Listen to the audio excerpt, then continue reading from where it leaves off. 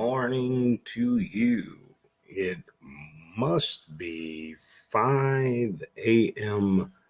somewhere out there on the East Coast because it's time for another edition of Hardison's Tips. I'm your host, Brian Hardison. Glad to be with you on this lovely Tuesday, the 26th day of October.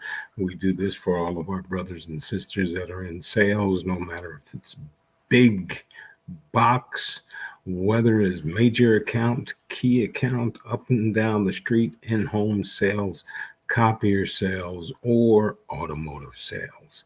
So, want to get into it because once again, we're at the end of the month and you should be broken into all of your bonuses. But if you haven't, you still got a few days left to make it happen.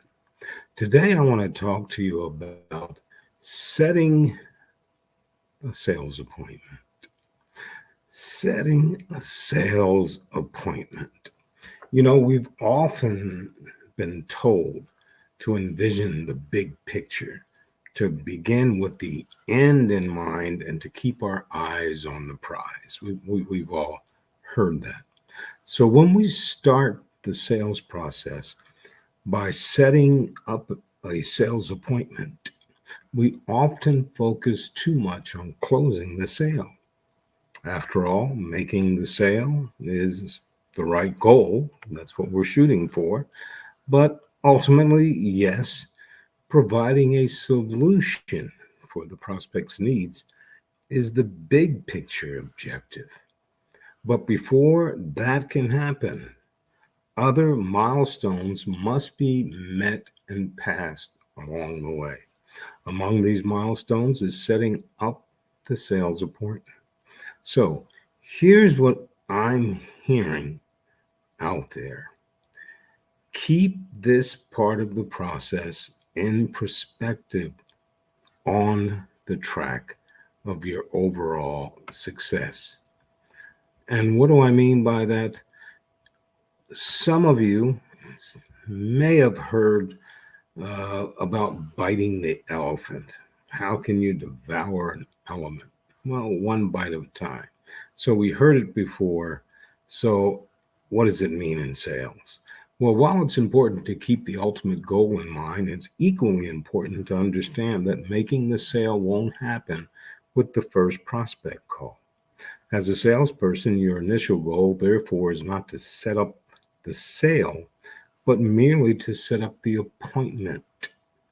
You want the opportunity to get further with the decision maker, not to pressure the decision maker to buy your service or product. Not yet, at least. So, what's the key to taking the first bite of this elephant? Understanding that prospects' initial resistance is merely resistance to make the appointment, not an objection about your product or service. You see, there's a big difference between an objection and an initial resistance statement, and you handle them both in different ways. So, how do we look at this? Well, let's practice. Resistance or objection. Many so called objections are, in fact, merely initial resistance. Picture yourself in a department store, especially when you know you're there to buy. A professional sales rep in their world who's been trained, they come up to you and say, "Can I help you? Can I help you?" What do you do usually say? Ah, just looking. In fact, you aren't just looking, you are there to purchase a solution to your need. But your initial reaction to deflect any perceived sales influence, even if it would make your selection and purchase process easier. Simply put, even an offer to help can seem as pressure, and it's a human nature to resistance. So, objections, on the other hand, typically come later in the sales process. If you haven't tried to sell anything yet, there can't truly be an objection to your solution. So, how do we handle this resistance, if you will? Because of this, you'll be making a big mistake if you try to overcome initial statements of resistance, as you would when you try to overcome objections. So, should you effectively handle initial sales resistance and make that sales appointment acknowledgeable that you heard what the prospect said?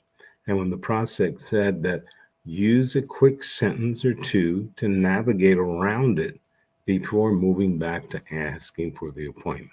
For example, here are wrong ways as right ways to handle initial resistance. One of the wrong ways, prospect says, I don't have the budget for that right now. The sales rep, no problem. We have many creative ways to finance our products, and I'm sure that we can find a way to get around that issue. Stings a little bit. The right way, prospect says, I don't have the budget for that right now.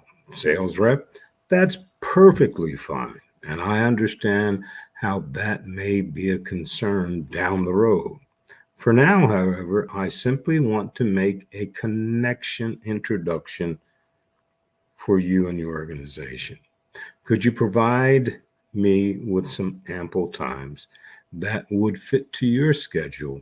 And in our meeting, we can examine this more. As you see the difference, this should acknowledge the concerns and disarm any objections, resistance right up front. You see, the bottom line is that the sales appointment is not normally an all or nothing, close the deal right now opportunity. It's not about that. It is, however, essential to establishing a supplier customer relationship. Because of that, it's important to properly set an appointment to start the sales process.